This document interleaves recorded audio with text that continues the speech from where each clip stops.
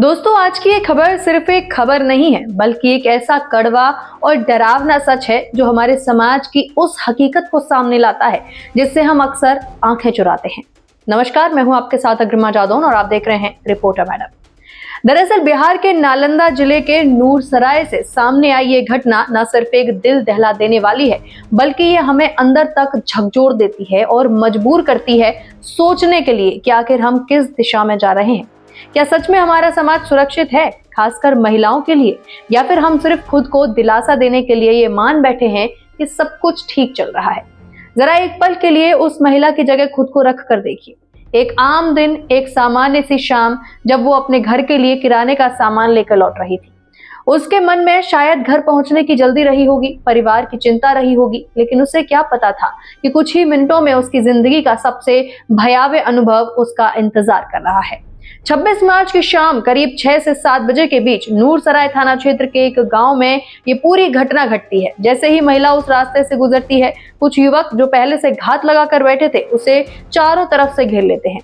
शुरुआत छेड़खानी से होती है, लेकिन धीरे धीरे ये बदसलूकी और हिंसा में बदल जाती है। महिला विरोध करती है, शोर मचाती है, खुद को बचाने की पूरी कोशिश तक करती है, लेकिन आरोपियों पर इसका कोई असर नहीं पड़ता। इसके उल्टे वे और ज्यादा आक्रामक हो जाते हैं। उन्होंने महिला के कपड़े फाड़ दिए, उसे अर्धनग्न कर दिया और सबसे ज्यादा शर्मनाक और अमानवीय है, उन्होंने इस पूरी घटना का वीडियो तक बना लिया। अब जरा सोचिए, एक महिला जो अपनी इज्जत बचाने के लिए जूझ रही है, उसी समय कुछ लोग उसकी बेइज्जती को रिकॉर्ड कर रहे हैं। ये सिर्फ एक अपराध नहीं है, ये क्रूरता की चरम सीमा है। लेकिन कहानी यहीं खत्म नहीं होती। इसके बाद जो हुआ वो और भी ज्यादा भयावह है। आरोपियों ने उस वीडियो को सोशल मीडिया पर वायरल कर दिया। यानी एक बार नहीं, बल्कि बार बार, हर बार जब वो वीडियो देखा गया, उस महिला की पीड़ा को दोहराया गया। ये सिर्फ एक शारीरिक हमला नहीं है, बल्कि ये मानसिक और सामाजिक तौर पर किसी को तोड़ देने वाला कृत्य है। वीडियो में आरोपियों का व्यवहार ये दिखाता है कि उन्हें किसी भी तरह का डर नहीं है, न सरकार का, न कानूनी प्रक्रिया का। वे हंस रहे हैं, गालियां दे रहे हैं और पूरे घटनाक्रम को जैसे एक तमाशे की तरह ले रहे हैं। अब यहाँ सबसे बड़ा सवाल ये उठता है कि आखिर ऐसा क्यों हो रहा है? क्यों कुछ लोगों को लगता है कि वे सरेआम किसी महिला के साथ इस तरह की हरकत कर सकते हैं और उन्हें कोई रोकने वाला नहीं है? क्या हमारे समाज में कानून का डर खत्म हो चुका है, या फिर कहीं ना कहीं हमारी चुप्पी, हमारी अनदेखी और हमारी लापरवाही ही ऐसे लोगों को हिम्मत दे रही है?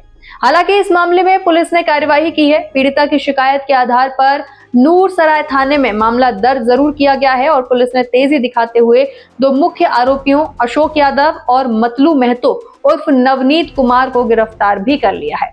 उन्हें न्यायिक हिरासत में भेज दिया गया है, जबकि तीसरे आरोपी रविकांत कुमार की तलाश अभी भी जारी है। पुलिस अधिकारियों का कहना है कि किसी भी दोषी को बख्शा नहीं जाएगा और सख्त कार्यवाही की जाएगी। ये एक जरूरी कदम है, लेकिन क्या ये काफी है? क्या सिर्फ गिरफ्तारी और कुछ दिनों की सुर्खियां इस समस्या का समाधान है? सच्चाई यह है कि समस्या कहीं ज्यादा गहरी है। ये सिर्फ कुछ अपराधियों की कहानी नहीं है, बल्कि ये उस मानसिकता की कहानी है जो आज भी महिलाओं को बराबरी का दर्जा देने के लिए तैयार नहीं है। ये वो सोच है जो महिलाओं को कमजोर मानती है, उन्हें नियंत्रण में रखने के योग्य समझती है और उन्हें एक आसान निशाना मानती है। जब तक ये सोच नहीं बदलेगी, तब तक कानून भी सीमित ही असर डाल पाएगा।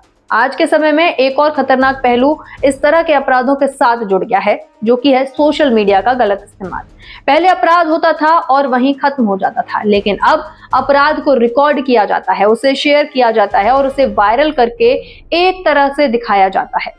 ये एक नई तरह की क्रूरता है, जहां अपराधी सिर्फ अपराध करके नहीं, बल्कि उसे एक तरह से प्रदर्शन बना देते हैं। ये प्रवृत्ति बेहद खतरनाक है, क्योंकि इससे समाज में गलत संदेश जाता है और कुछ लोग इसे देखकर प्रभावित भी हो सकते हैं। हमें ये समझना होगा कि जब हम ऐसे वीडियो को देखते हैं या फिर शेयर करते हैं, तो हम अनजाने में उस अपराध का हिस्सा ही बन जाते हैं। हर शेयर, हर व्यू, हर पीड़िता के दर्द को और बढ़ाता है।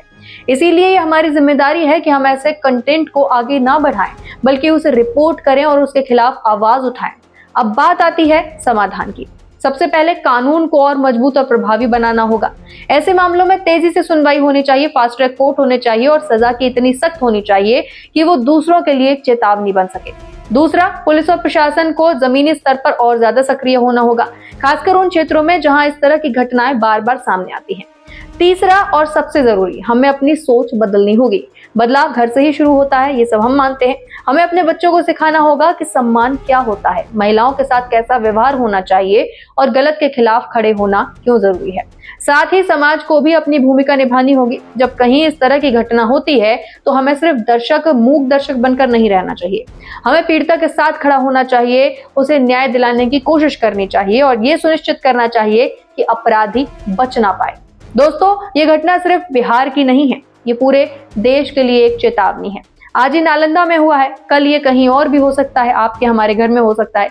इसीलिए ये समय है जागने का, सोचने का और कुछ करने का। अगर हम आज भी चुप रहे तो आने वाले समय में ऐसी घटनाएं और बढ़ सकती हैं। अंत में बस इतना ही कहना चाहूंगी कि एक सुरक्षित समाज वही होता है जहां महिलाएं बिना डर के जी सके, बिना डर के घर से बाहर निकल सके। जब तक ये संभव नहीं होता तब तक हमें ये मान लेना चाहिए कि अभी बहुत काम बाकी है।